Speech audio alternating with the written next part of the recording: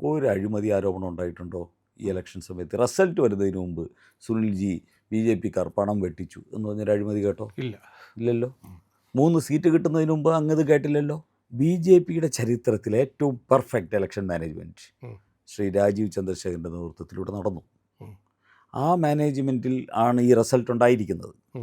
ഈ റിസൾട്ട് വന്നതിന് ശേഷമാണ് ഈ ആരോപണങ്ങൾ ഓരോരുത്തരും കൊണ്ടുവരുന്നത്. അതും എപ്പോഴാണ് റിസൾട്ട് വന്ന് മെയ് 4-നാണ്.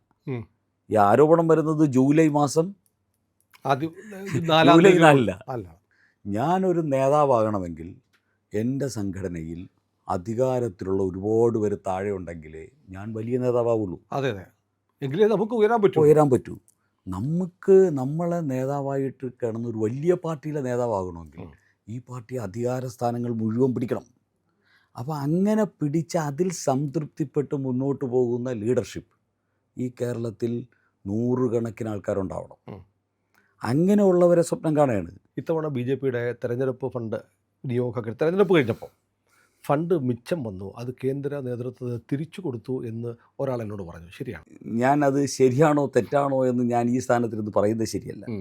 പക്ഷേ പാർട്ടിയുടെ അഖിലേന്ത്യാ ജനറൽ സെക്രട്ടറി സംഘടന പരസ്യമായി അപ്രീഷിയേറ്റ് ചെയ്തിട്ടുണ്ടെങ്കിൽ ഒരുപാട് മാതൃകകൾ കേരളത്തിൽ ഈ തെരഞ്ഞെടുപ്പിൽ നല്ല മാതൃകകൾ സൃഷ്ടിച്ചിട്ടുണ്ട് എന്ന് മാത്രം മനസ്സിലാക്കുക. നിങ്ങൾ ഒരുപാട് പേര് എന്നോട് ചോദിക്കുന്നു, കേരളത്തിലെ BJPയെ സംബന്ധിച്ച് വലിയ വിവാദങ്ങൾ ഉണ്ടാകുന്നു, വലിയ തോതിലുള്ള ഫണ്ട് ക്രമക്കേട് നടക്കുന്നു, എന്തുകൊണ്ടാണ് ഇന്ത്യ ലൈവ് മാത്രം അതേക്കുറിച്ച് ഒന്നും ചെയ്യാത്തത്? ഒരക്ഷരം പറഞ്ഞിട്ടില്ല. ശരിയാണ്, ഞങ്ങൾ ഒരക്ഷരം പറഞ്ഞിട്ടില്ല.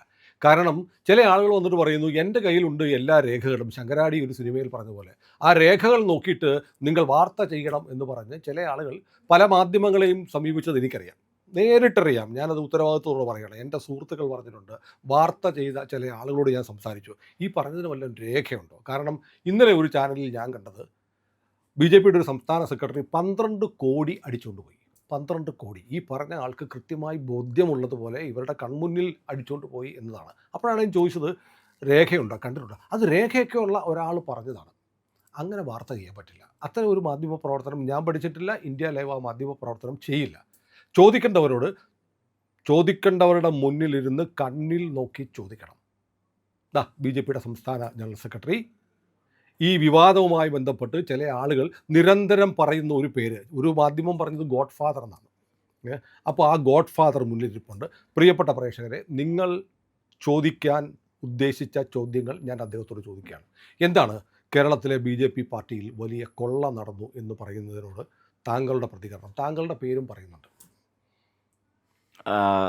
ആദ്യമേ പറയാനുള്ളത്, ഇത് ചില അസൂയാലുക്കളുടെ പ്രശ്നമാണ്, മാനസിക പ്രശ്നമാണ്. BJP കേരളത്തിൽ ചരിത്രത്തിലെ ഏറ്റവും ഉജ്ജ്വലമായ മുന്നേറ്റം നടത്തിയിരിക്കുകയാണ്.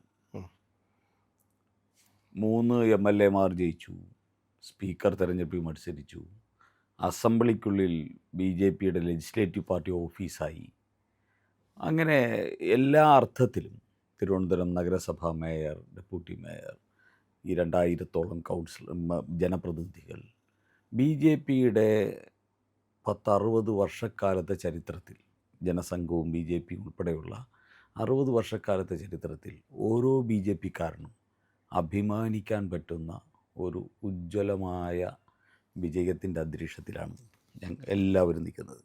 കേരളത്തിൽ മുഴുവൻ യാത്ര ചെയ്യുന്ന സമയത്ത് BJP പ്രവർത്തകരിൽ നിന്നും അനുഭാവികളിൽ നിന്നും BJP വരണമെന്ന് ആഗ്രഹിച്ച് ഇന്ന് പലയിടത്തും നിൽക്കുന്ന ആൾക്കാരിൽ നിന്നും അതിനനുസരിച്ചുള്ള പ്രതികരണങ്ങൾ വളരെ പോസിറ്റീവും വളരെ ആത്മവിശ്വാസം നൽകുന്നതുമായിട്ടുള്ള ഒരു പിന്തുണയാണ് ലഭിച്ചുകൊണ്ടിരിക്കുന്നത്. ഇത് പലരെയും അസ്വസ്ഥപ്പെടുത്തുന്നുണ്ട്. അതിൽ ഏറ്റവും കൂടുതൽ കമ്മ്യൂണിസ്റ്റ് മാർക്സിസ്റ്റ് പാർട്ടിക്കാരാണ് അസ്വസ്ഥപ്പെടുത്തുന്നത്. കുറേ കോൺഗ്രസ്സുകാരെ അസ്വസ്ഥപ്പെടുത്തുന്നുണ്ട്. അതോടൊപ്പം തന്നെ ഇവരുടെയൊക്കെ താല്പര്യപ്രകാരം നിൽക്കുന്ന ചില ആൾക്കാരുണ്ട്. അവർ മുഖം മൂടി ചിലപ്പോൾ BJP-ന്നോ സംഘപരിവാറെന്നോ ഒക്കെ ഉള്ള മുഖം മൂടി കാണാം. പക്ഷെ അവരുടെയൊക്കെ താല്പര്യം മറ്റു പലരുടേതാണ്. ആ താല്പര്യം വെച്ചിട്ട് BJP ആക്രമിക്കുന്നൊരു സ്വഭാവം അത് ഇന്നും ഇന്നലെയും തുടങ്ങിയതൊന്നുമല്ലല്ലോ. ഇപ്പോൾ ഇതിനു മുമ്പ് പാർട്ടിയുടെ സംസ്ഥാന അധ്യക്ഷൻ ശ്രീ K. സുരേന്ദ്രനായിരുന്നു. K. സുരേന്ദ്രൻ എനിക്ക് തോന്നുന്നു ഈ സമീപകാലത്ത് ഏറ്റവും കൂടുതൽ ഇത്തരത്തിലുള്ള ആൾക്കാരുടെ തെറിവിളി കേട്ടിട്ടുള്ള ഒരു അതെ, അതെ. സംസ്ഥാന അധ്യക്ഷൻ കെ സുരേന്ദ്രൻ. അതിനു മുമ്പ് കുമ്മനം, രാജേട്ടനെ പോലും വെറുതെ വിട്ടില്ല. കുമ്മനത്തെ പോലെയുള്ള ഒരു ശുദ്ധാത്മാവ്, ഉം. ഒരു ഒരു എന്താ പറയുക, കടഞ്ഞെടുത്ത വ്യക്തിത്വം, അദ്ദേഹത്തെ എത്രയിടത്തോളം അധിക്ഷേപിച്ചു. ഇവിടുത്തെ സോഷ്യൽ മീഡിയ ഇതേപോലെയുള്ള കുറേ പ്രകൃതികളും എന്തുമാത്രം ആക്രമിച്ചു. അദ്ദേഹത്തിൻ്റെ ഓഫീസിനെ കളങ്കിതമാക്കി, സംസ്ഥാന പ്രസിഡൻ്റ് ഓഫീസിനെ കളങ്കിതമാക്കി, അദ്ദേഹവുമായിട്ട് ബന്ധപ്പെട്ട് അദ്ദേഹത്തിനെ അപമാനിക്കാവുന്ന രീതിയിൽ അപമാനിച്ചു. ദൈവം പോലും പൊറുക്കാത്ത രീതിയിലുള്ള ആക്രമണമാണ് അദ്ദേഹത്തിന് നേരെ ഉണ്ടായത്. മുരളിയേട്ടൻ പ്രസിഡൻ്റായിരുന്ന സമയത്ത് മുരളിയേട്ടനെതിരെ വന്നു. ശ്രീധരൻപിള്ള സാർ പ്രസിഡൻ്റ് ഒരു ഇടക്കാലഘട്ടത്തിലാണ് വന്നിരുന്നത്, അദ്ദേഹത്തിനും കിട്ടി. അപ്പോൾ ഇത് ഒരു വ്യക്തിക്കെതിരായിട്ടല്ല, ഇത് ബി ജെ പിയുടെ വളർച്ച, ബി ജെ പിയുടെ ആത്മവിശ്വാസം, ബി ജെ പി ശക്തിപ്പെടുന്നതിനെ ഭയക്കുന്ന ചില ആൾക്കാരുമായിട്ട് ഡീലുള്ള മാധ്യമപ്രവർത്തക രൂപത്തിലിരിക്കുന്നവരോ അല്ലെങ്കിൽ സാംസ്കാരിക നായക രൂപത്തിലിരിക്കുന്നവരോ ഒക്കെ ഇത് ഇത്തരത്തിലുള്ള കാര്യങ്ങൾ എക്കാലത്തും ചെയ്യുന്നുണ്ട്. പക്ഷേ ഞാനൊരു സംശയം ചോദിക്കട്ടെ, ഇപ്പോൾ പ്രധാനമായും ഒരു പ്രോ ബി ജെ പി എന്ന് തോന്നിപ്പിക്കുന്ന മുൻകാലങ്ങളിൽ പ്രവർത്തിച്ചുകൊണ്ടിരുന്ന മാധ്യമങ്ങൾ, ഞാൻ സാമൂഹ്യ മാധ്യമങ്ങളാണ്, അങ്ങനെയുള്ള ചാനലുകളാണ് ഈ വാർത്തകൾ ഏറ്റവും കൂടുതൽ ബ്രേക്ക് ചെയ്തിരിക്കുന്നത്. അപ്പോൾ അവർക്ക് എന്തെങ്കിലും ഇൻഫർമേഷൻ കിട്ടാതെ അവർ ചെയ്യുമോ? ചിലരൊക്കെ പറയുന്നുണ്ട് രേഖകളുണ്ട് കയ്യിൽ, ബാങ്ക് ഡീറ്റെയിൽസ് ഉണ്ട്, എല്ലാം ഉണ്ടെന്നൊക്കെ പറയുന്നു. ഇതിൽ നമ്മളൊന്ന് മനസ്സിലാക്കേണ്ടത്, ഈ പ്രാവശ്യം കേരളത്തിൽ നടന്ന തെരഞ്ഞെടുപ്പിന് ഞങ്ങളുടെ ടീം എന്ന് പറഞ്ഞു കഴിഞ്ഞാൽ രാജീവ് ചന്ദ്രശേഖർ, RCയുടെ ടീം, ഞങ്ങളുടെ ജനറൽ സെക്രട്ടറിമാർ, ഞങ്ങളുടെ വൈസ് പ്രസിഡന്റുമാർ, ഞങ്ങളുടെ മേഖലാ പ്രഭാരിമാർ, ജില്ലാ പ്രസിഡന്റുമാർ അടങ്ങുന്ന ഒരു ടീം ഒറ്റ മനസ്സോടുകൂടി, ഒരു വിഭാഗീയതയില്ല, ഒരു ചപല ചിന്തകളും ഇല്ലാതെ ഒറ്റ ലക്ഷ്യം, ജയിക്കുക എന്ന് പറഞ്ഞാണ് പ്രവർത്തിച്ചത്. അപ്പോൾ അങ്ങനെ പ്രവർത്തിച്ച ആ ടീമിൻ്റെ പ്രവർത്തനത്തിന് കിട്ടിയ ഏറ്റവും വലിയ സർട്ടിഫിക്കറ്റ് എന്താണെന്നറിയോ? ഈ 3 MLA-മാരാണ്. ഈ കഴിഞ്ഞ തദ്ദേശ തെരഞ്ഞെടുപ്പിൽ കിട്ടിയ റിസൾട്ടാണ്, തിരുവനന്തപുരം ഉൾപ്പെടെയുള്ള റിസൾട്ടാണ്. ഇതിന് ദേശീയ തലത്തിൽ ഞങ്ങൾക്ക് ഇതുപോലെയുള്ള അംഗീകാരം കിട്ടിയിട്ടുണ്ട്.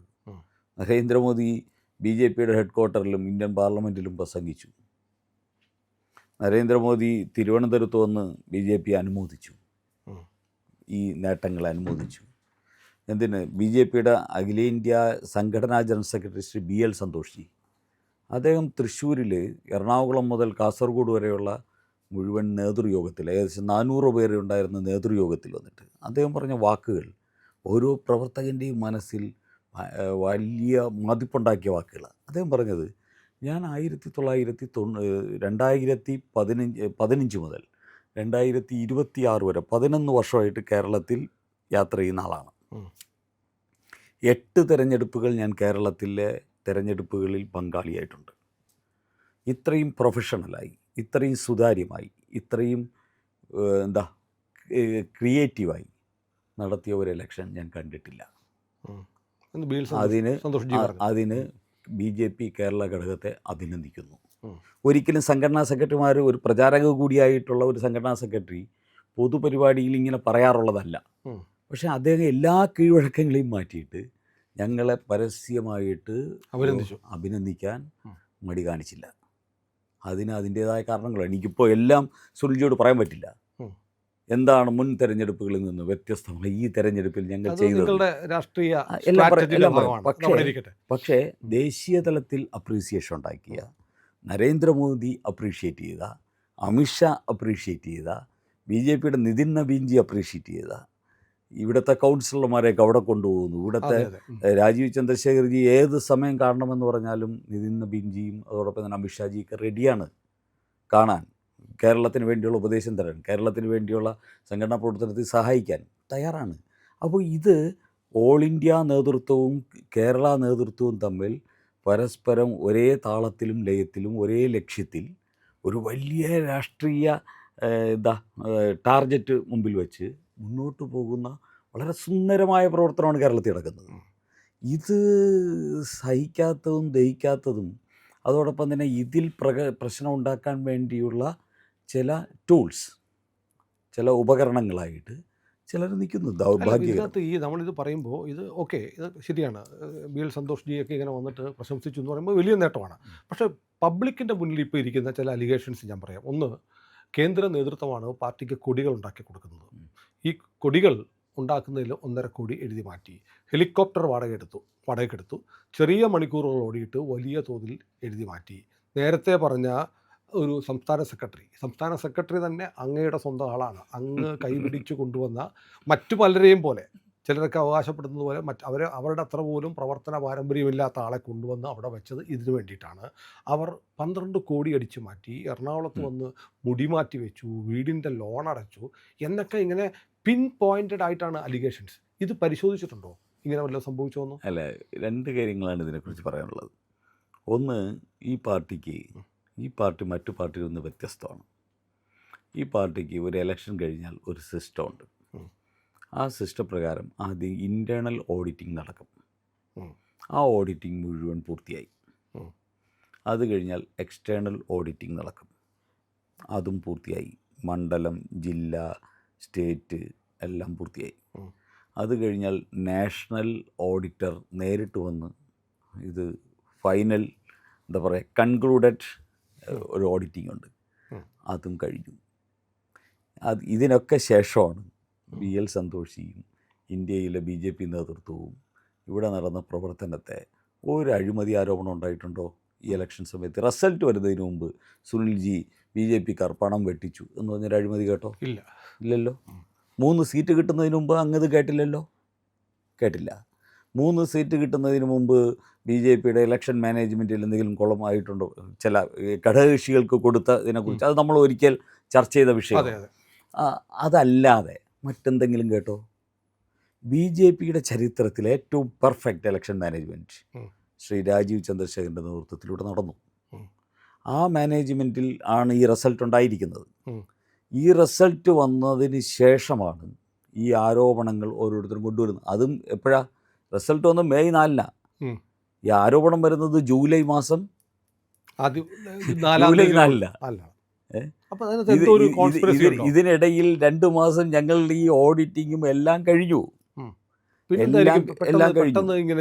ഇന്നിപ്പോൾ സംസ്ഥാന അധ്യക്ഷൻ വളരെ വ്യക്തമായിട്ട് സൂചിപ്പിച്ചല്ലോ. ഇന്നിപ്പോൾ സംസ്ഥാന അധ്യക്ഷൻ്റെ പേരിൽ ഒരു വ്യാജ ലെറ്റർ പാഡിൽ 3 പേരെ ചുമതലകളിൽ നിന്ന് ഒഴിവാക്കി എന്ന് പറഞ്ഞിട്ട് അടിച്ച് പ്രസിദ്ധീകരിക്കുക. പ്രധാനപ്പെട്ട ചാനലുകൾ, ന്യൂസ് 18 പോലെയുള്ള ചാനലുകൾ, ദേശീയ തലത്തിലുള്ള ചാനലുകൾ പോലും ഇതെടുത്തങ്ങ് വിഴുങ്ങേ, ക്രോസ് ചെക്ക് ചെയ്യുന്നില്ല, എടുത്ത് ന്യൂസ് കൊടുക്കേ. അല്ല, അങ്ങനെ ഈ വ്യാജരേഖ ഇതിൽ സംസ്ഥാന അധ്യക്ഷൻ പറഞ്ഞു നിയമ നടപടി സ്വീകരിക്കും. ഞങ്ങളിതാ DGPക്ക് പരാതി കൊടുക്കാൻ പോകുന്നു, നിയമ നടപടികൾ സ്വീകരിക്കും. അങ്ങനെയൊന്നും വിടാൻ പോകുന്നില്ല. ഇതൊരു ഉത്തരവാദിത്തപ്പെട്ട പാർട്ടിയാണ്. ഈ പാർട്ടിയിൽ ഇത്തരത്തിലുള്ള തെറ്റായിട്ടുള്ള രേഖകളുടെ അടിസ്ഥാനത്തിൽ ആരെങ്കിലും എവിടുന്നെങ്കിലും എടുത്തു കൊടുക്കുന്നത് എടുത്തു വെച്ച് വിഴുങ്ങുന്ന ഇത്തരത്തിലുള്ള നീചമായ നാറിയ പത്രപ്രവർത്തനം നടത്തുന്ന ആൾക്കാർക്കെതിരെ ഞങ്ങൾ പ്രതികരിക്കും, നിയമപരമായിട്ട് പ്രതികരിക്കും. അതുകൊണ്ടാണ് ഞങ്ങളിത് ചെയ്യുന്നത്. ഇനി വേറൊന്ന്, ഇപ്പം അങ്ങ് പറഞ്ഞു എൻ്റെ സ്വന്തം ആളാണ് അഞ്ചര. ശരിയാ, അയാൾ AVP കാലഘട്ടം മുതൽ ഇപ്പോഴും BJPയിൽ AVPയിലൊക്കെ പ്രവർത്തിക്കുന്നൊരു തിരുവനന്തപുരത്തുകാരിയായിട്ടുള്ള വനിതയാണ്. എൻ്റെ സുനിൽജി, എനിക്ക് കാസർഗോഡ് മുതൽ പാറശാല വരെയുള്ള എല്ലാ മണ്ഡലത്തിലും, എല്ലാ ജില്ലയിലും, എല്ലാ താലൂക്കിലും എനിക്ക് സ്വന്തക്കാരായിട്ടുള്ള പാർട്ടി പ്രവർത്തകരുണ്ട്. എനിക്ക് കേരളത്തിലെ മുഴുവൻ പാർട്ടി പ്രവർത്തകരും എൻ്റെ സ്വന്തമാണ്. അതെനിക്കിപ്പോൾ അത്ഭുതം ഉണ്ടായി. നമ്മളിവിടെ ഇരുന്നിട്ട് ഈ ഷൂട്ട് തുടങ്ങുന്നതിന് മുമ്പ് നമ്മുടെ തൃപ്പൂണിത്തുറയിലെ ബബിതയെക്കുറിച്ച് പറഞ്ഞു. അങ്ങേക്ക് ബബിതയുടെ എല്ലാ കാര്യവും അറിയാം. നമ്മുടെ ചാനലിലെ ആങ്കറും കൂടിയാണ്. എനിക്ക് എൻ്റെ ഈ ഫോണിൽ 18,000-ഓളം പ്രവർത്തകരുടെ ഫോൺ നമ്പറുണ്ട്. എനിക്ക് കേരളത്തിലെ ഏത് പ്രവർത്തകനും വിളിച്ചാലും, സാമാന്യ പ്രവർത്തിക്കുന്ന ഏത് പ്രവർത്തകൻ വിളിച്ചാലും എനിക്ക് പേര് പറഞ്ഞ് ആ ഫോൺ എടുക്കാനുള്ള ബന്ധമുണ്ട്. അതാണ് ഞാൻ നേതാവല്ല, ഞാനൊരു പ്രവർത്തകനാണ്. എനിക്ക് സ്ത്രീ ആയിക്കോട്ടെ, പുരുഷനായിക്കോട്ടെ, കുട്ടിയായിക്കോട്ടെ, അവരുടെ കുടുംബമായിക്കോട്ടെ, ബന്ധപ്പെടാനും ഒരാളിനായിട്ട് ബന്ധം വയ്ക്കാനും ശ്രമിക്കുന്ന അവസരം ഒന്നും ഞാൻ കളയാറില്ല.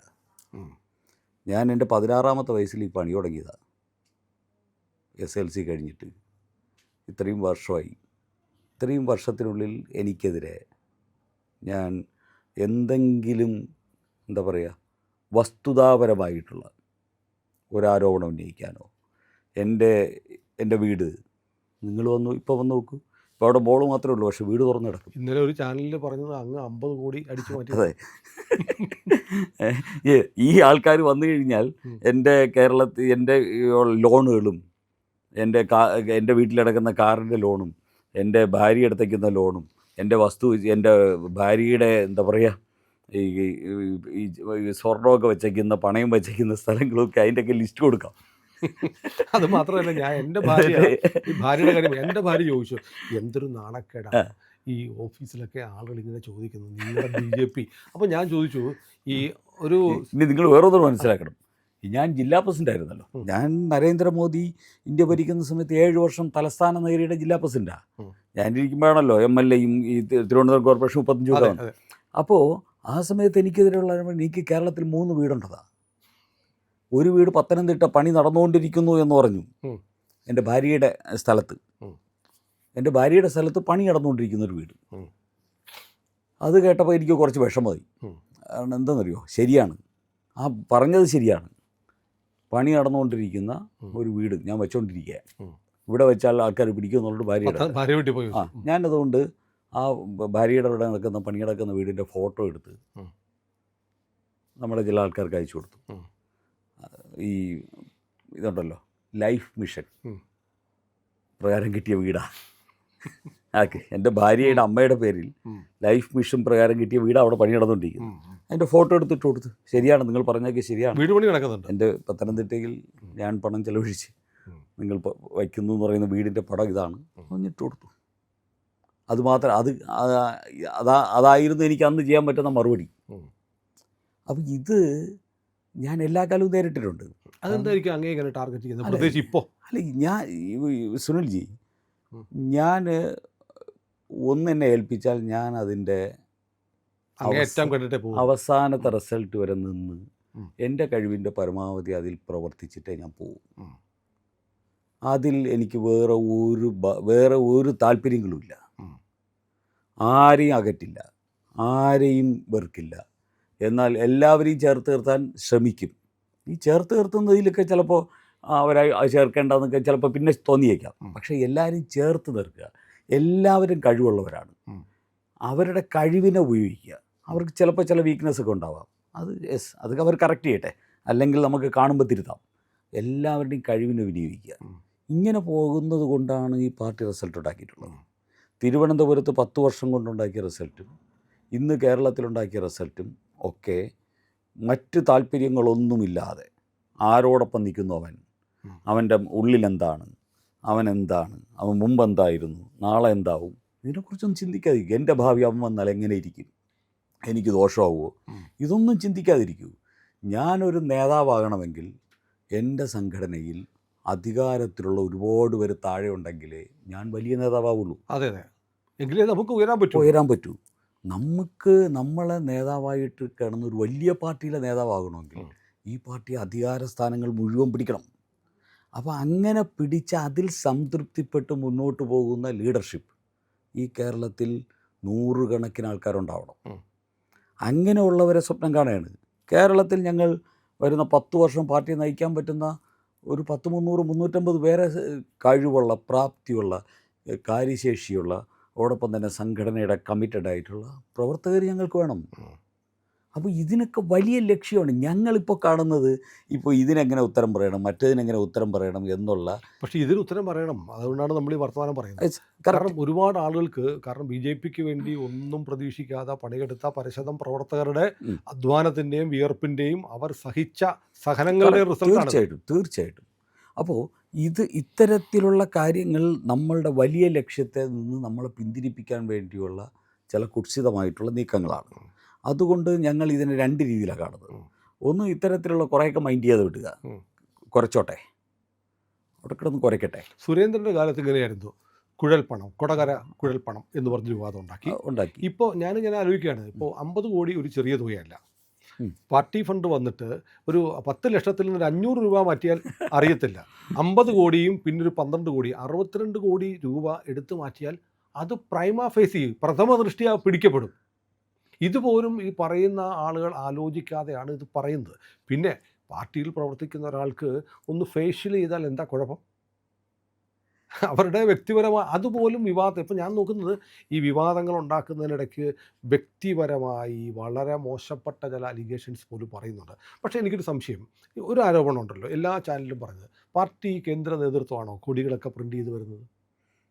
ഞങ്ങൾ രണ്ട് രീതിയിലാണ്. ഉം. പാർട്ടി കേന്ദ്രത്തിൽ നിന്ന് ഡൽഹി, രാജസ്ഥാൻ അവിടെ നിന്നുള്ള കൊടി വരും. ഉം. ഇതൊക്കെ ഡൽഹിയിൽ നിന്ന് പർച്ചേസ് ചെയ്യുന്ന ഇലക്ഷൻ സമയത്ത്. ഇവിടെയല്ല. ഡൽഹിയോ രാജസ്ഥാൻ, മധ്യപ്രദേശ്, തമിഴ്നാട്, കർണാടക ഇവിടെ നിന്നൊക്കെയാണ് പർച്ചേസ് ചെയ്യുന്നത്. അത് സെൻട്രൽ ലീഡർഷിപ്പും സ്റ്റേറ്റ് ലീഡർഷിപ്പുമായിട്ട് എന്താ ഇതെടുക്കും, ടെൻഡർ എടുക്കും. ടെൻഡർ എടുത്തിട്ട് ഏറ്റവും കുറച്ച് കൊട്ടേഷൻ തരുന്ന ഏജൻസിയിൽ നിന്ന് പർച്ചേസ് ചെയ്യുക. ഇതാണ് കീഴ്വഴക്കം. അത് വിനോദ് താവ്ഡേജിയുടെ ഉണ്ടായിരുന്നു. വിനോദ് താവ്ഡേജിയും അവിടെ ഇതിലൊന്നും ഈ താഴെ തലത്തിൽ ഒരു സംസ്ഥാന സെക്രട്ടറി അങ്ങനെയുള്ളവരൊന്നും ഇടപെടലിലേക്ക് സാധാരണ നടക്കാറില്ല. ഇത് ഏറ്റവും കുറച്ച് കൊട്ടേഷൻ വരുന്നു, അത് നമ്മുടെ അക്കൗണ്ട് സെക്ഷൻ വഴി പിന്നെ അവരുടെ ക്വാളിറ്റി നോക്കും. ആ ക്വാളിറ്റി നോക്കുന്ന ഒരു കാര്യം മാത്രമേ ഇവിടെ ചെയ്യേണ്ട ആവശ്യം. അല്ല, അത് മാത്രമല്ല, അങ്ങനെയല്ല പറഞ്ഞിരിക്കുന്നത്. കൊടി മുഴുവൻ ഫ്രീ ആയിട്ട് കിട്ടി, പക്ഷേ അതിന് ചിലവെഴുതി 1.5 കോടി മാറ്റി എന്നാണ്. ഇതെല്ലാം അക്കൗണ്ടിങ് സംവിധാനത്തിലാണ്.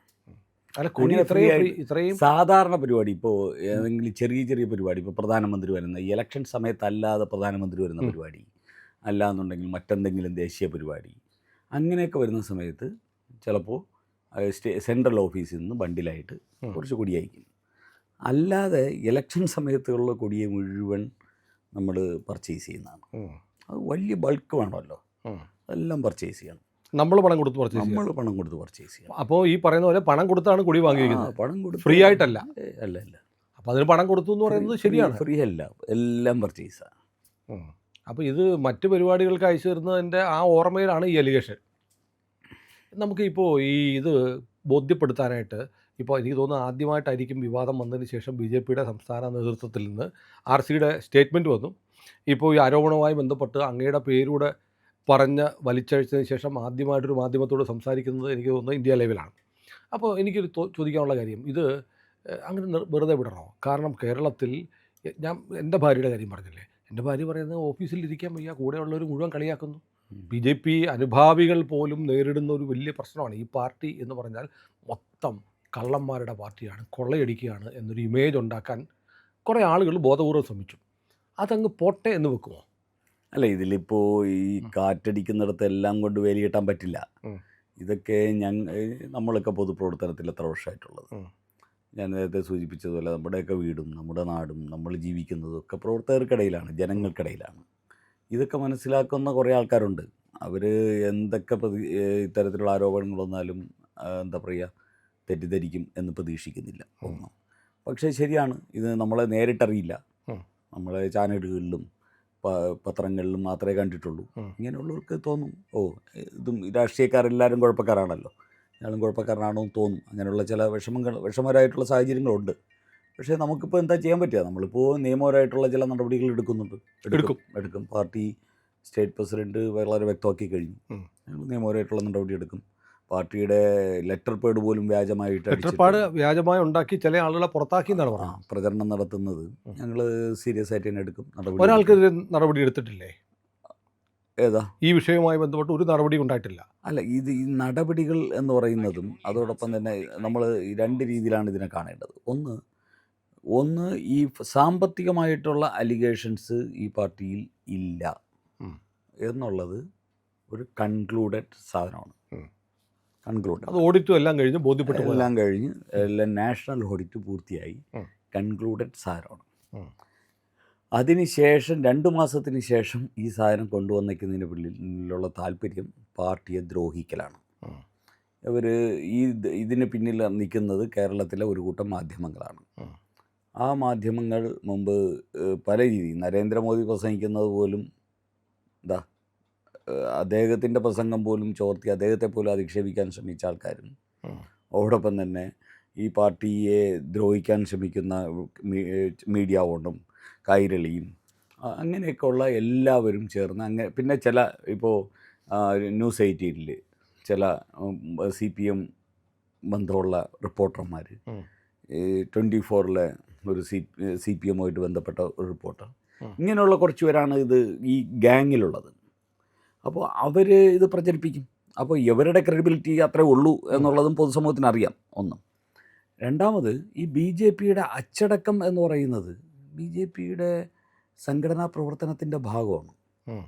സുരേഷ് അച്ചടക്കം പാലിക്കുന്നത്. ഇപ്പോൾ സുരേഷ് ഇന്നിപ്പോൾ ഇന്ത്യ ടി വിയിൽ സംസാരിക്കുന്ന സമയത്ത് പാർട്ടിയുടെ നിലപാടിന് വിരുദ്ധമായിട്ടുള്ളതെന്ന് പറഞ്ഞു കഴിഞ്ഞാൽ ചെയർപേഴ്സണന്റ് വിളിച്ച് ചോദിക്കും, എന്തിനാ അങ്ങനെ പറഞ്ഞു ചോദിക്കും. അച്ചടക്കം ഉണ്ടാവും. അച്ചടക്ക നടപടിക്ക് വിധേയനാണ് സുരേഷ്. അതുപോലെ ഈ പാർട്ടിയിൽ എല്ലാവരും. അത് പാർട്ടിയുടെ ഇൻറ്റേർണൽ കാര്യമാണ്. ഇപ്പോൾ എന്നോട് ഇന്നെന്താ സ്റ്റേറ്റ് പ്രസിഡന്റ് വിളിച്ച് ചോദിച്ചു എന്നുള്ള കാര്യം ഞാനൊരു മീഡിയയിലോ പൊതുസമൂഹത്തിനോട് പറയേണ്ട ആവശ്യമില്ല. അത് ഇൻറ്റേർണൽ കമ്മ്യൂണിക്കേഷൻ. അത് ആ സിസ്റ്റം പാർട്ടിയിൽ നടക്കും. ഇതാണ് പാർട്ടിയെ എപ്പോഴും കറക്റ്റീവായിട്ട് നിലനിർത്തുന്നത്. കറക്റ്റീവ് ഫോഴ്സ് എന്ന് പറയുന്നത് ഈ പാർട്ടിക്കകത്തുള്ള അച്ചടക്കമാണ്. അപ്പോൾ അതും സാമ്പത്തിക അലിഗേഷനുമായിട്ട് കണക്ട് ചെയ്യാൻ ശ്രമിക്കുമ്പോൾ അത് ഒരിക്കലും ശരിയല്ല. അപ്പോൾ രണ്ട് വിഷയമാണ്. അച്ചടക്കം സമ്പൂർണ്ണമായിട്ട് ഇൻറ്റേർണൽ സാധനമാണ്. അച്ചടക്കവുമായി ബന്ധപ്പെട്ട് ചില കാര്യങ്ങൾ ഉണ്ടായിട്ടുണ്ട് എന്നാണോ പറഞ്ഞു? അല്ല, അച്ചടക്കം പൂർണ്ണമായി ഇൻറ്റേർണലാണ്. ആ ഇൻറ്റേർണൽ സംവിധാനത്തിൽ ഇപ്പോൾ എന്തൊക്കെ ചെയ്തു എന്നുള്ളത് മാധ്യമങ്ങളുടെ വിഷയമുള്ള കറക്റ്റീവ് ഫോഴ്സാണ്. ആ കറക്റ്റീവ് ഫോഴ്സ് ഇപ്പം ഒരാളിനോട് ഒരു കാര്യം ചോദിക്കുമ്പോൾ ഇല്ല അത് ശരിയല്ല, ഇന്നതാണ് ശരി എന്ന് പറഞ്ഞ് ബോധ്യപ്പെടുത്തുമ്പോൾ അവിടെ തീരുന്നു വിഷയം. അവിടെ തീരുന്നു. ഇതിലും കുറ്റക്കാരാണെന്ന് വരുന്ന സമയത്ത് മാത്രമേ നടപടികളിലേക്ക് വരുന്നുള്ളൂ. അപ്പം അങ്ങനെയുള്ള പ്രശ്നമില്ല. നടപടികളോ അങ്ങനെയുള്ള പ്രശ്നങ്ങളോ വരുന്നില്ല. ഈ തിരുവനന്തപുരത്ത് മാരാർജി ഭവനിൽ എസ് സുരേഷ് എന്ന് പറയുന്നൊരു ഗോഡ് ഫാദർ ഇരിപ്പുണ്ട്. ഈ ഗോഡ് ഫാദറുടെ ഇഷ്ടത്തിനനുസരിച്ച് കാര്യങ്ങൾ നടക്കൂ. രാജീവ് ചന്ദ്രശേഖർ പോലും എസ് സുരേഷ് പറയുന്നതിന് അപ്പുറത്തില്ല എന്നൊക്കെ പറഞ്ഞ് പ്രചരിപ്പിക്കുന്നുണ്ട്. എന്താ കേട്ടോ സുനിൽജി? രാജീവ് ചന്ദ്രശേഖരനെ അറിയാത്തവരാണ് ഇവർ. രാജീവ് ചന്ദ്രശേഖർ ആരാ? രാജീവ് ചന്ദ്രശേഖർ ഇന്ന് കേരളത്തിലെ ഏറ്റവും വലിയൊരു പൊളിറ്റിക്കൽ ബ്രാൻഡാണ്. രാജീവ് ചന്ദ്രശേഖറിന് തുല്യനായിട്ട് ഒരു രാഷ്ട്രീയക്കാരൻ ഇന്ന് കേരള രാഷ്ട്രീയത്തിലില്ല.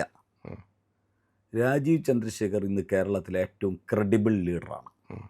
ഒരൈക്കണാണ്.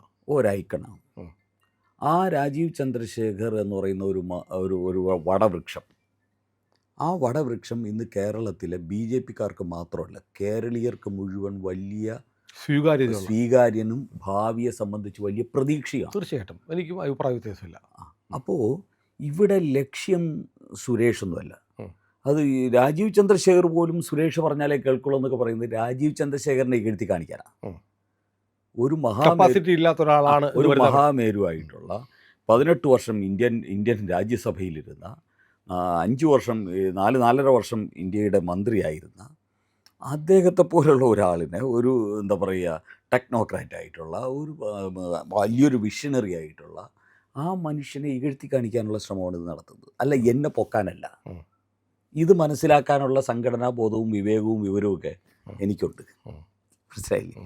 അപ്പോൾ ഇത് രാജീവ് ചന്ദ്രശേഖർ എന്ന് പറഞ്ഞാൽ ക്രെഡിബിൾ ലീഡർ, ഒരു ഐക്കൺ ആയിട്ടുള്ള അദ്ദേഹവും ബി ജെ പിക്കുണ്ടായ വളർച്ചയും ഇവിടെ എല്ലാവരെയും ഭയപ്പെടുത്താണ്. ആ സമയത്ത് ഇതിൻ്റെ ക്രെഡിബിലിറ്റി എങ്ങനെ താഴ്ത്തിക്കെട്ടാം, ഇതിൻ്റെ മൊറയിൽ ഇതിൻ്റെ ആ ഒരു കരുത്തിനെ എങ്ങനെ ഒന്ന് ഇകഴ്ത്താം എന്ന് ചിന്തിക്കുന്ന ആൾക്കാരാണ് ഈ അഭ്യാസം കാണിക്കുന്നത്. എനിക്ക് അദ്ദേഹം തന്നിരിക്കുന്ന ഡ്യൂട്ടി എന്താ? സംസ്ഥാന ജനറൽ സെക്രട്ടറി, ഓഫീസ് ചാർജ്, ഇതാണ് എൻ്റെ ഔദ്യോഗിക ഡ്യൂട്ടി. അതോടൊപ്പം സംഘടനാ കാര്യങ്ങളിൽ, ഇപ്പോൾ സംഘടനാ സെക്രട്ടറി ഇല്ലാത്തതുകൊണ്ട് സംഘടനാ കാര്യങ്ങളിൽ അദ്ദേഹം ഏൽപ്പിക്കുന്ന ഭാഗം നോക്കുന്നു. അത് ഞാൻ നോക്കുന്നു. ഇത് ബാക്കിയുള്ള ഞങ്ങളുടെ മേഖലാ പ്രഭാരിമാരുണ്ട്, അങ്ങനെ ഒരു ടീമുണ്ട്. വളരെ എഫിഷ്യൻ്റ് ആയിട്ടുള്ളൊരു ടീം പാർട്ടിക്ക് സംസ്ഥാന തലത്തിലുണ്ട്. അവരെല്ലാം വളരെ അക്കൗണ്ടബിളാണ്. അവരുടെ പ്രവർത്തനത്തിനെ സംബന്ധിച്ച് വളരെ വ്യക്തമായ പ്രൊഫഷണലി ഫോളോ അപ്പ് നടക്കുന്നുണ്ട്. അപ്പോൾ ഇങ്ങനെയുള്ളൊരു സിസ്റ്റം മാറി. ബി ജെ പിയുടെ സിസ്റ്റം അങ്ങനെയാണ്. ഒരു വ്യക്തിക്ക് മാത്രമായിട്ട് ഈ പാർട്ടിയിൽ ഒന്നും ചെയ്യാൻ പറ്റില്ല. അല്ല, എസ് സുരേഷ് ആരുടെയെങ്കിലും ഗോഡ് ഫാദർ ആണോ? എസ് സുരേഷ് എന്ന് പറയുന്നത് പലരുടെയും ഗോഡ് ഫാദർ ആയെന്നുള്ള കഥകൾ ഞാൻ കേട്ടിട്ടുണ്ട്. സുനിൽ എന്ന് മനസ്സിലായി. എനിക്ക് ഒരു ഗോഡ് ഫാദറും ഇല്ല ഈ പാർട്ടിയിൽ. ഞാനും ആരുടെയും ഗോഡ് ഫാദർ ആകുന്നില്ല. ഞാൻ അന്നും ഇന്നും എന്നും ഒരു പ്രവർത്തകനാണ്. ഞാൻ എപ്പോഴും എൻ്റെ എല്ലാ പ്രസംഗത്തിലും ഞാൻ പറയാറുള്ളത്, ഈ പാർട്ടിയിൽ ശാശ്വതമായ ഒരു പോസ്റ്റേ ഉള്ളൂ, ഒരു പ്രവർത്തകൻ എന്ന പോസ്റ്റ്. ബാക്കി എല്ലാ പോസ്റ്റും ഒരു നിശ്ചിത കാലയളവിന് വേണ്ടിയാണ്, വരും പോകും. ഇതാണ് എൻ്റെ പോളിസി. ഇതാണ് ഞാൻ പ്രസംഗിച്ചാലും ഞാൻ ക്ലാസ് എടുത്താലും പ്രവർത്തകരോട് പറയുന്നതും ഞാൻ ജീവിതത്തിൽ പാഠമാക്കിയിട്ടുള്ളത് ഇതാണ്. അതുകൊണ്ട് എനിക്കൊരു ഗോഡ് ഫാദറും ഇല്ല, ഞാൻ ആരുടെയും ഗോഡ് ഫാദറും അല്ല. ഞാൻ അന്നും ഇന്നും എന്നും ഒരു പാർട്ടിയുടെ പ്രവർത്തകൻ. പാർട്ടി അതാത് സമയങ്ങളിൽ ഒരു നിശ്ചിത കാലത്തിന് എനിക്കൊരു ചുമതല തന്നാൽ ആ ചുമതലയിൽ നിന്ന് എനിക്കുള്ള ഞാൻ ചെയ്യേണ്ട കാര്യങ്ങൾ എൻ്റെ കഴിവിൻ്റെ പരമാവധി ചെയ്യുക. ആ ചെയ്തിട്ട് അതിൽ റിസൾട്ട് ഉണ്ടാകുമ്പോൾ ഒരു ആത്മസംതൃപ്തി ഇതനുഭവിക്കുക. ഇതിലപ്പുറം എനിക്കിതിൽ നിന്ന് വേറെ ഒന്നും അനുഭവിക്കേണ്ട ആവശ്യമില്ല. കാരണം എനിക്ക് ജീവിക്കാൻ എൻ്റെ മോള് പഠിക്കുന്നുണ്ട്, എൻ്റെ കുടുംബത്തിൽ എൻ്റെ വൈഫ് കുറച്ച് പണിയെടുക്കുന്നുണ്ട്, സംഘടനാ പ്രവർത്തനത്തോടൊപ്പം പണിയെടുക്കുന്നുണ്ട്. എനിക്ക് എൻ്റെ അച്ഛൻ കൂലിപ്പണി ചെയ്തും ചായക്കട നടത്തിയൊക്കെ സമ്പാദിച്ച കുറച്ച് വസ്തുവകകളൊക്കെ ഉണ്ട്. അതൊക്കെ എടുത്തിട്ട് വീടുണ്ട്. ഇതൊക്കെ വെച്ചിട്ട് ഞങ്ങൾക്ക് അത്രയും മതി ജീവിക്കാൻ. എനിക്കാകെ വേണ്ട ഒരു ഏണിംഗ് എന്ന് പറയുന്നത് ഒരു സംഘടനാ പ്രവർത്തനം നടത്തി ആ സംഘടനാ പ്രവർത്തനം ഞാൻ ഉദ്ദേശിക്കുന്ന രീതിയിലേക്ക് വിജയത്തിലേക്ക് എത്തുമ്പോൾ കിട്ടുന്ന ഒരു ആത്മസംതൃപ്തിയാണ്. എന്നെപ്പോലെ, ഞാൻ മാത്രമല്ല, എന്നെപ്പോലെ ആയിരക്കണക്കിന് പ്രവർത്തകർ, ബൂത്തിലെ പ്രവർത്തകർ, ആ പ്രവർത്തകർക്ക് ആഗ്രഹിക്കുന്ന നേട്ടം ഇത് മാത്രമാണ്.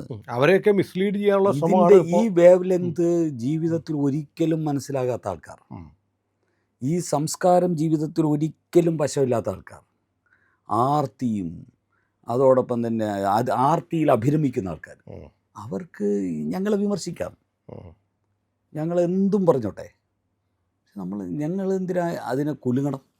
ആരുടെയും ഗോഡ് ഫാദർ ഒന്നും അല്ല എന്ന് പറയുമ്പോഴും എൻ്റെ അനുഭവത്തിൽ എനിക്ക് ചില കാര്യങ്ങൾ പറയാനുണ്ട്. കാരണം തിരുവനന്തപുരത്ത് ഇപ്പോൾ നമ്മുടെ മേയർ രാജേഷ് കേരളം മുഴുവൻ, ഇന്ത്യ മുഴുവൻ ശ്രദ്ധിക്കപ്പെടുന്ന മേയറായി മാറിയിരിക്കുന്നു. പക്ഷേ രാജേഷ് പോലും ഒരുപക്ഷെ എസ് സുരേഷ് എന്ന നേതാവിൻ്റെ കൂടെ വന്ന ആളാണ്, അല്ലേ? കേരളത്തിൽ അങ്ങയുടെ കൂടെ പ്രവർത്തിച്ച് കൈപിടിച്ചുയർത്തിയെന്നൊന്നും ഞാൻ പറയുന്നില്ല. ആ കൂടെ ഒരുമിച്ച് പ്രവർത്തിച്ച് വന്ന ചില ആളുകൾ കേരളത്തിൽ ഒരുപാട് പേരുണ്ട്. ശരിയാണോ അത്? അല്ല, അത് ശരിയാണ്. കാരണം രാജേഷ്, ഞാൻ 1995 ABVP ജില്ലാ സെക്രട്ടറി ആയിരിക്കുമ്പോഴാണ് രാജേഷിനെ ഞാൻ ABVP കൊണ്ടുവരുന്നത്. മെമ്പർഷിപ്പ് കൊടുത്തുകൊണ്ടിരുന്നത്. അത് ശരിയാണ്. ABVP കാലഘട്ടത്തിൽ എൻ്റെ ഒരു ജൂനിയർ പ്രവർത്തകൻ എന്ന നിലയിൽ രാജേഷ് പ്രവർത്തിച്ചു. പക്ഷേ BJPയിലെ യുവമോർച്ചയിൽ വരുന്ന ഞങ്ങൾ ഒരുമിച്ച് യുവമോർച്ചയുടെ സംസ്ഥാന ഭാരവാഹികളായിട്ട് വരുന്നു. പക്ഷേ അതിനു മുമ്പ് രാജേഷിനെ ABVP കൊണ്ടുവരുന്നത് ഞാൻ തന്നെയാണ്. അത് മാത്രമല്ല, ഞാനിപ്പോൾ 1996 ABVP സംസ്ഥാന സെക്രട്ടറി ആവും. ഞാൻ 96 മുതൽ 2026 വരെ കേരളം മുഴുവൻ പാർട്ടി ABVP പ്രവർത്തനം നടത്തി വരുന്ന ഒരാളാണ്. സഞ്ചരിച്ച ആകെ 7 വർഷം ജില്ലാ പ്രസിഡൻ്റായിരുന്ന 8 വർഷം മാത്രമേ ഞാൻ യാത്ര ചെയ്യാത്തതായിട്ടുള്ളൂ. അതെല്ലാം തിരുവനന്തപുരം കേന്ദ്രീകരിച്ച്. പക്ഷേ എല്ലാവരും തിരുവനന്തപുരത്ത് വരുമായിരുന്നു. കേരളം മുഴുവൻ കഴിഞ്ഞ 30 വർഷമായിട്ട് പ്രവർത്തിച്ചുകൊണ്ടിരിക്കുന്ന ഒരാളാണ് ഞാൻ. അപ്പോൾ എനിക്ക് ഇന്ന് കേരളത്തിലുള്ള ഒരു 40-45 വയസ്സൊക്കെ ഉള്ള ആൾക്കാർ മുഴുവൻ ഏതെങ്കിലും സന്ദർഭത്തിൽ എൻ്റെ ജൂനിയറായിട്ട് പ്രവർത്തിച്ച ആൾക്കാരാണ്. അവരൊക്കെ ആയിട്ട് എനിക്ക് നല്ല ആത്മബന്ധമുണ്ട്. 30-40 വർഷത്തെ ആത്മബന്ധം എല്ലാവരുമായിട്ടുണ്ട്.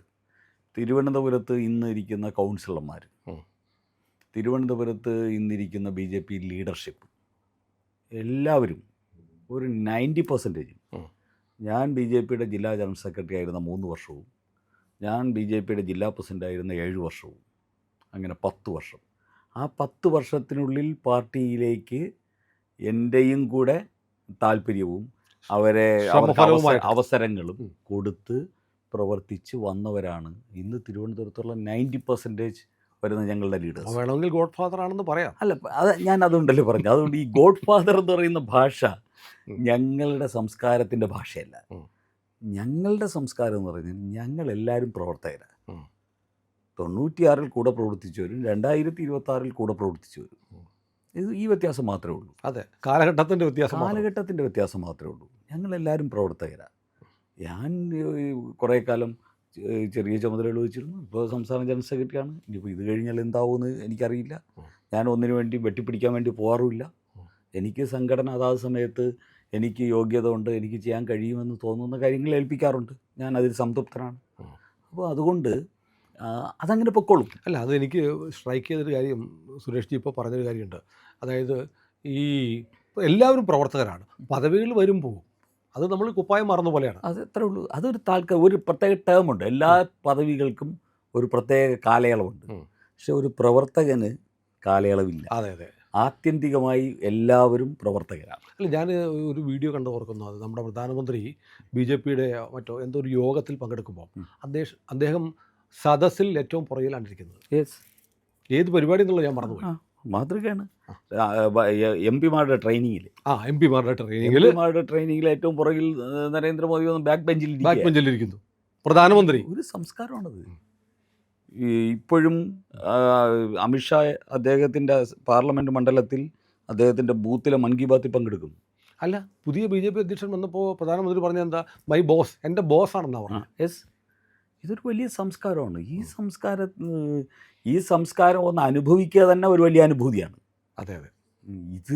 ഇതിന് മനസ്സിലാവാത്തവർ അതും ഇതൊക്കെ പറയും. നമ്മളെന്തിനാ? അല്ല, അതിപ്പം പറഞ്ഞുകൊണ്ടേയിരിക്കും. യാത്ര തുടരേണ്ടവർ യാത്ര പോയിക്കൊണ്ടേയിരിക്കും. ഇതൊരു വലിയ രാജവീതിയാണ്. അതെ. ആ രാജവീതിയിലൂടെ നമ്മൾ ഇങ്ങനെ മുന്നോട്ട് പോകുന്നു. നമുക്കൊരു വലിയ ലക്ഷ്യമുണ്ട്. ആ ലക്ഷ്യത്തിലേക്ക് മുന്നോട്ട് പോകുന്നു. ചുറ്റും കിടന്ന് കുലഭ്യം പറയുകയോ കുരയ്ക്കുകയോ കോവുകയോ എന്തോ ആയിക്കോട്ടെ, നമുക്ക് പോവാം.